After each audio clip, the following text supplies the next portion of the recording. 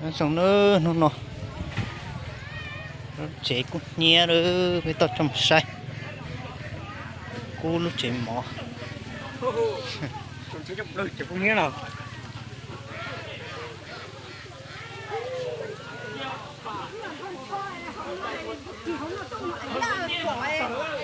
chó đó cũng chỉ xong ơi, cũng còn chó. Giờ nó tàu cú cả nhà chỉ cú luôn tàu ta, cho nào cho thuộc địa á. nhẹ rồi Chờ nó lấy nhau.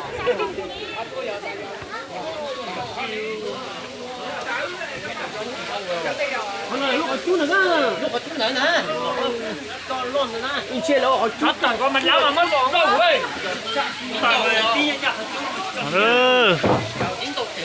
cho tận tao theo cá chắn nó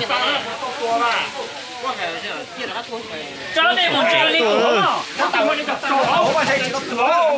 tao tua ta tao thể chú mà cho hổ cái nó thay nó hổ rồi dính nó hổ rồi dính nó cũng hổ xa hổ rồi xa hổ chỉ rồi đây nó gì đâu mà thấy chế cũng nhẹ nữa lấy cậu quay gần bên nào đi tao biết mà sẽ sầu chế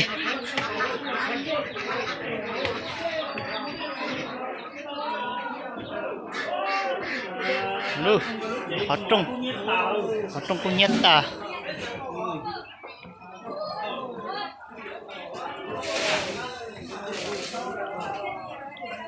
mày chỉ nhau chị đây cô lo cờ nó gì dòng tua ra giờ có cái gì đó ba cái là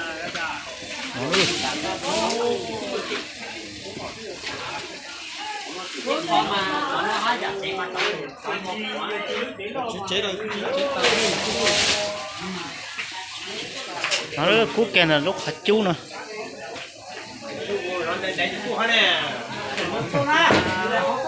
chỉ số nó chỉ tao tua cả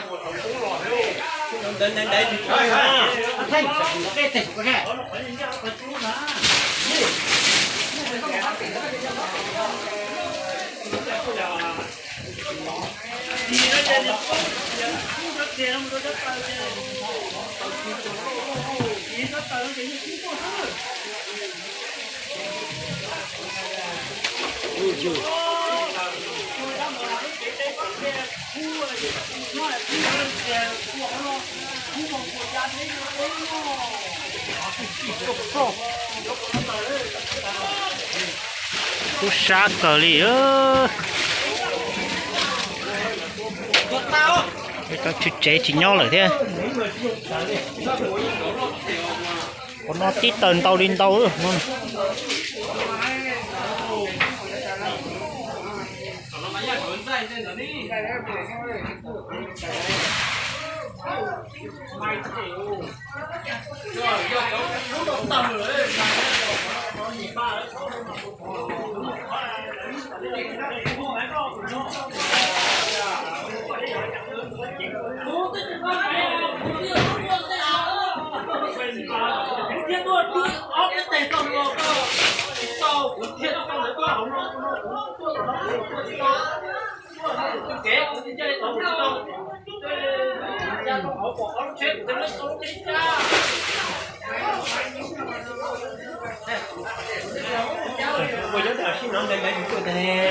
để xong xoan đúng không?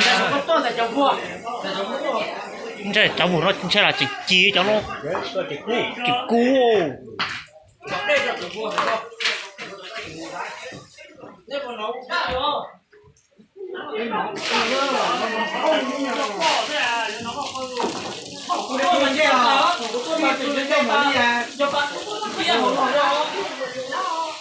trông thế không nhớ tôi đâu lên từ con tiền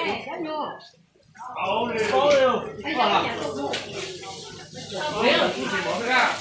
một cái mỏ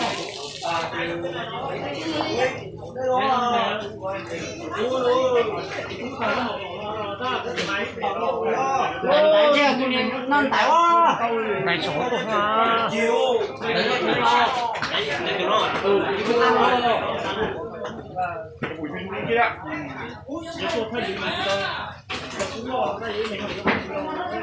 nếu mà có chút khó tao kiểu đó là cũng nhảy chật tận trồng ha. có chị còn không á phải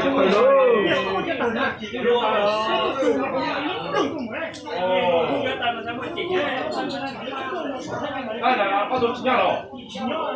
아니, 진짜 돼. 좀 후해야 돼.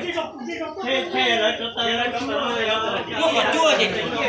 cái ra thì chiêu quay không phải cái kia thịt tàu thịt bò lúc nó có nhớ từ nó trên trên lúc nó có mà thổi của đợt lúc cửa nó mà nhớ nó ơi của tôi chỉ tao cho cũng cho tao nó tôi là cho tạm nó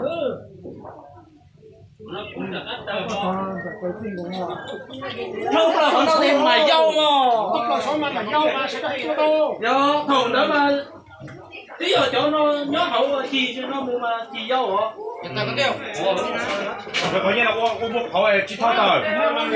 mà tờ cũng nhớ tao mà chết đọc của rồi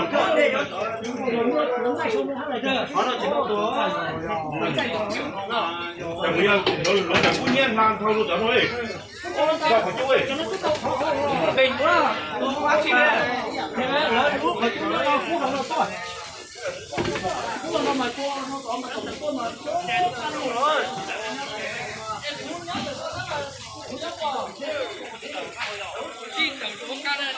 con nhét tải nó chúa chúa lúc chế lo xin nữa